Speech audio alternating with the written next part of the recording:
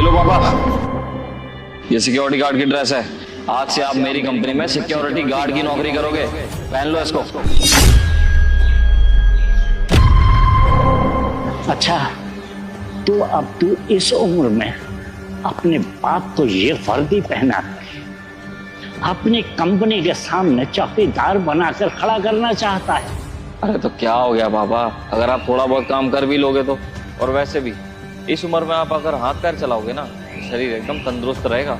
अच्छा, तो मैंने अपनी जवानी के अंदर इतनी मेहनत इसीलिए की थी कि जब मेरा बेटा बड़ा होगा तो मुझे उसके सामने हाथ फैलाना पड़ेगा, उसकी कंपनी के सामने एक नौकर बनकर खड़ा होना पड़ेगा। अरे तू खुद सोच कि एक कंपनी का मालिक चौकीदार के कपड़े पहनकर अपनी ही कंपनी के सामने चौकीदार बनकर खड़ा होगा, कैसा लगेगा उसे?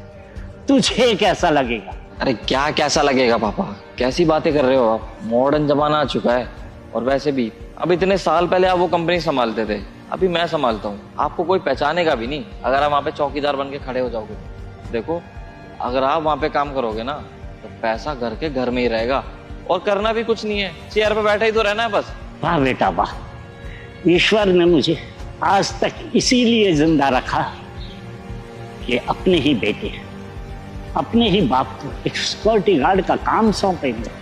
वाह बेटा वाह, बेटा होने का अच्छा फर्ज अदा कर रहा है।